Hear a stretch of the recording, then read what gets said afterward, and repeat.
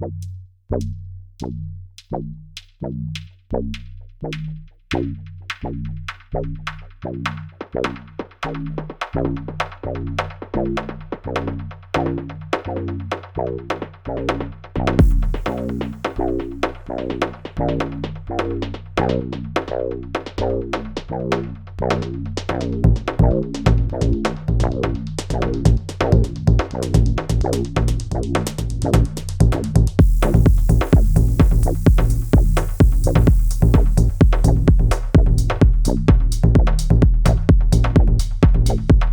हूं अविनाश चंद्रवंशी और आप देख रहे हैं न्यूज़ प्लस 21। और इस वक्त हम राजधानी रायपुर के जे.आर. दानी स्कूल के पास खड़े हुए हैं, जहां पर एक बच्ची काफ़ी समय से, करीब सुबह से ही यहां पर इंतज़ार कर रही है। ये पीछे हॉस्टल है और ये बिलासपुर से आई हुई है, मुंगेली के पास से वहीं की रहने वाली है।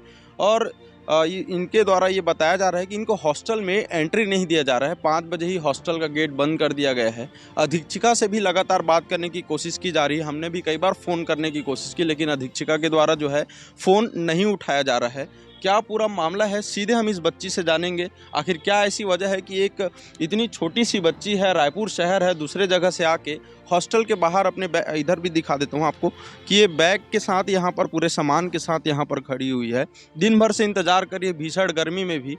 लेकिन हॉस्टल अधीक्षक जो है अभी तक कहीं से किसी तरह से कोई संपर्क नहीं कर रहे हैं। हॉस्टल में इनको एडमिशन नहीं दिया जा रहा है। अब देखेंगे कि क्या वजह है पूरा। क्या नाम है बेटा आपका? सरगम घृत लहरे। कहाँ से आए हो? बिलासपुर से। क्या हुआ था आपके साथ? हॉस्टल में क्यों एंट्री नहीं दिया जा रहा? मेरे को हॉस्टल में एंट्री नहीं दे रहे हैं, तो मैं ना 14 तारीख को हमारे स्कूल में चीफ मिनिस्टर सर आए थे, तो मैं उनसे मिली, तो उनको ना लेटर दी, तो बोले ठीक है बेटा, क्या चीज़ क्या करके पूछे, तो मैं बताई हॉस्टल में एडमिशन 12वीं क्लास से मेरा ऐसे करके, तो बोले हो जाएगा करके ना कलेक्टर सर को दिए लेटर को। तो कलेक्टर सर बोले कि 18 तारीख को ज्वाइनिंग कर लेना बेटा करके हॉस्टल में करके। तो मैं आज सुबह से यहाँ आई हूँ बिलासपुर से अकेली, मेरे साथ कोई नहीं आए, मेरे घर वाले लोग सभी लोग काम में बिजी थे, तो हाँ हो जाएगा करके उन लोग भी ध्यान नहीं दिए। हाँ, तो मेरे को हॉस्टल में नहीं रखे और धक्के मार के निकाल दिया और मेरे को बैठने भी नहीं दे रहे थे दोपहर में अभी, कि आराम से बैठ रही है ऐसे करके, इसीलिए नहीं जा रही है करके। और हॉस्टल का गेट भी बंद कर दिया और मेरा पूरा सामान वामान भी निकाल दिए। क्या नाम है हॉस्टल अधीक्षक? आरती निको से। आप देख पा रहे हैं राजधानी रायपुर में कई प्रकार के अपराध हो रहे हैं। हो सकता है कि इस क्षेत्र में भी कोई ऐसा घटना हो जाए या ना हो। ये बच्ची दिन भर से यहाँ पर खड़ी हुई है। हॉस्टल अधीक्षिका जो है फ़ोन नहीं उठा रही हैं। हॉस्टल के अंदर जब ये रहने गई, जबकि इन्होंने मुख्यमंत्री से मांगा था कि मुझे एडमिशन हो जाए, और मुख्यमंत्री ने कलेक्टर को लेटर देने को कहा था। कलेक्टर को लेटर देने के बाद कलेक्टर ने कह दिया था कि 18 तारीख को आप इस हॉस्टल में आके ज्वाइन कर लेंगे। ये सुबह से बिलासपुर से अकेले आई हुई है, पढ़ने का ललक है, शिक्षा में अच्छा काम करना चाहती है, खुद अपने परिवार को चलाना चाहती है, इसलिए उतने दूर से राजधानी रायपुर के जे.आर. दानी स्कूल पर पहुंची हुई हैं। और ये उसका हॉस्टल है। आप देख सकते हैं कालीबाड़ी चौक पर ये जो जे.आर. दानी स्कूल है यहाँ पर है। हॉस्टल में कोई भी हम नॉक कर रहे हैं, कोई गेट खोल नहीं रहा है, ना ही अधीक्षिका जो है फ़ोन उठा रही है। अब इसका क्या होगा? आखिर क्यों अधीक्षिका इस बच्ची के साथ ऐसे दुर्व्यवहार कर रही है? अगर हॉस्टल में इनका नाम एडमिशन नहीं हुआ है तब भी से ये एक बच्ची है। कितने साल की बेटा? 17।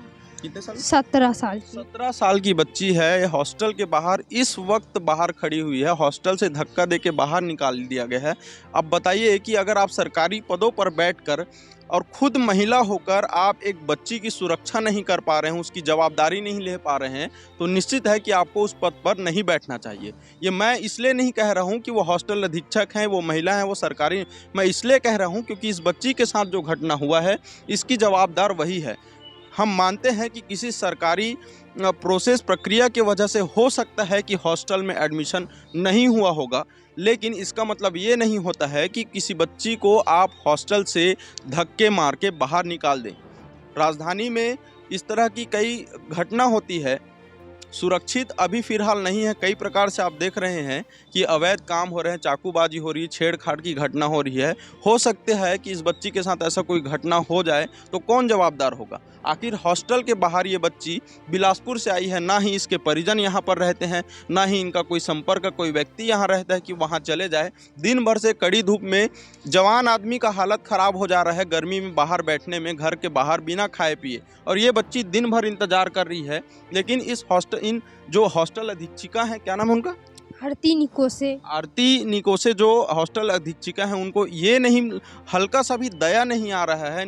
मतलब कहने को ये है कि शायद उनके घर में कोई ऐसा बच्चा नहीं होगा, क्या वो अपनी ही बेटी या अपने ही घर के बच्चे के साथ इस तरह का व्यवहार कर सकती हैं? ये सवाल उनके ऊपर खड़ा होता है। आखिर क्यों है?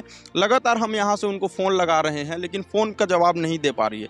अब देखने वाली बात यह है कि अगर राज्य में मुख्यमंत्री का बात, कलेक्टर का बात अगर एक हॉस्टल अधीक्षिका नहीं मान रही हैं, तो आखिर किसका बात मानेंगी? आखिर क्या वजह है कि इस गर्ल्स हॉस्टल में इस बच्ची को एंट्री तक नहीं दिया जा रहा है? अगर एडमिशन नहीं हुआ है तो एक अलग मुद्दा है, पर 12 बजे से ये बिलासपुर से सफ़र करके यहाँ पहुँची है। कम से कम बच्ची का नहीं, शिक्षा का नहीं, तो इस बच्ची का तो कम से कम सम्मान कर लेते। अच्छे जगहों पर जाने के बाद आप भूल जाते हैं कि आप भी उसी जगह से आए हुए हैं। अब आगे देखते हैं कि इस बच्ची के साथ क्या हल निकलते हैं, क्या इसको हॉस्टल में ले जाया जाता है या नहीं। कैमरामैन महेश साहू के साथ अविनाश चंद्रवंशी, न्यूज़ प्लस 21, आपके हक की बात।